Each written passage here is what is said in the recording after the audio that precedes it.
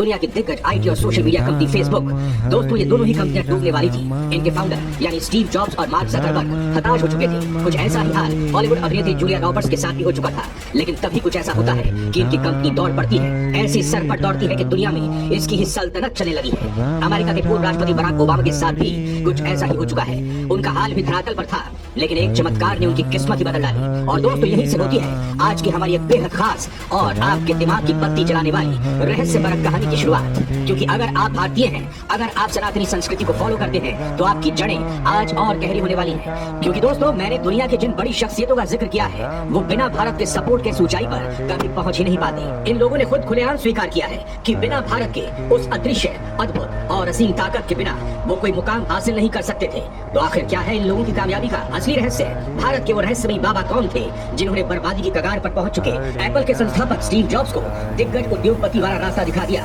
वो हिमालयी बाबा कौन थे जिनके केवल एक सानिध्य ने इंस्टाग्राम, व्हाट्सएप और फेसबुक के मालिक जकरबर्ग की डगमगाती नैया को पार लगा दिया? और हॉलीवुड अभिनेत्री जूलिया रॉबर्ट तो इतनी प्रभावित हो गई थी कि वो हिंदू ही बन गई। बराक ओबामा अपने साथ जिस हनुमान चालीसा को लेकर घूमते हैं, अपने साथ हनुमान जी की मूर्ति लेकर चलते हैं, आखिर वो ख्याल आया कहां से?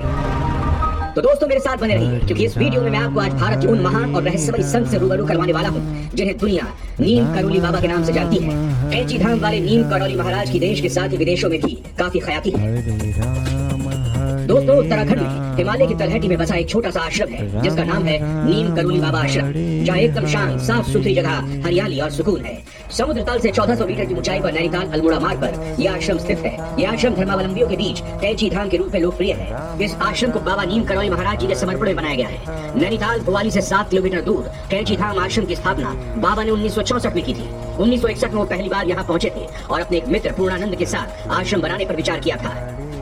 बाबा नीम करोली के इस पावन धाम को लेकर कई तरह के चमत्कारिक किस्से बताए जाते हैं। एक किस्से के मुताबिक लोगों का कहना है कि भंडारे के दौरान एक बार घी की कमी पड़ गई थी। तब बाबा के आदेश पर नीचे बह रही नदी से कनस्तर में जल भर कर लाया गया।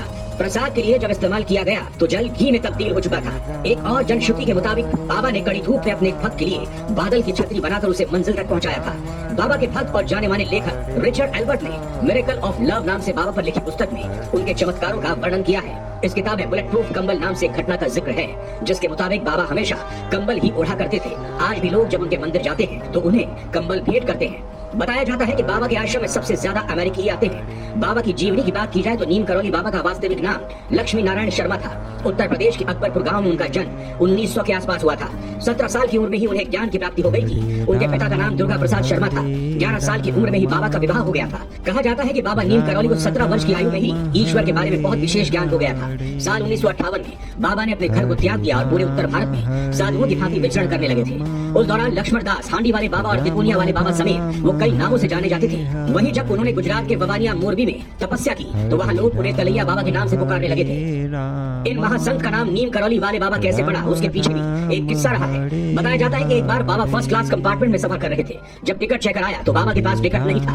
तब बाबा को अगले स्टेशन नीम करोली में ट्रेन से उतार दिया गया। बाबा थोड़ी दूर पर ही अपना चिपटा धरती में गाड़ कर बैठ गए। ऑफिसर से ट्रेन के चलाने का ऑर्डर दिया और गार्ड ने ट्रेन को हरी झंडी दिखाई, लेकिन ट्रेन 1 इंच भी अपनी जगह से नहीं हिली। बहुत प्रयास करने के बाद ही जब ट्रेन नहीं चली तो लोकल मजिस्ट्रेट जो बाबा को जानता था, उसने ऑफिसर्स को बाबा से माफी मांगने और उन्हें सम्मान पूर्वक अंदर लाने को कह दिया।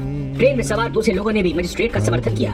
ऑफिसर्स ने बाबा से माफी मांगी और उन्हें सम्मान ट्रेन में बैठाया। बाबा के ट्रेन में बैठते ही ट्रेन चल पड़ी। तभी से बाबा का नाम नीम करोली पड़ गया। बाबा करोली हनुमान जी को अपना गुरु और आराध्य मानते थे। बाबा ने अपने जीवन में करीब 108 हनुमान मंदिर बनवाए थे। मान्यता है कि बाबा नीम करोली ने हनुमान जी की उपासना से कई चमत्कारिक सिद्धियां प्राप्त कर ली थी। हालांकि वो आडंबरों से दूर रहते थे। वो एकदम आम आदमी की तरह जीने वाले थे। वहीं जब भी कोई उनके पैर छूता था वो मना कर देते थे। ऐसा करने वालों को हनुमान जी के पैर को छूने के लिए कहते थे। उनके भक्त उन्हें इस युग के दिव्य पुरुषों में से एक मानते हैं। उत्तराखंड स्थित कैंची धाम में जब जून में वार्षिक समारोह होता है तो यहाँ उनके भक्तों की खूब भीड़ लगती है। कैंची धाम में न सिर्फ भारत के विभिन्न राज्यों बल्कि विदेशों से भी उनके अनुयायी पहुँचते हैं। कहा जाता है कि उनके भक्त रहे एप्पल के संस्थापक स्टीव जॉब्स ने 12 जून 2005 को स्टैनफोर्ड यूनिवर्सिटी में जीवन का सबसे चर्चित speech stay hunger stay foolish दी थी।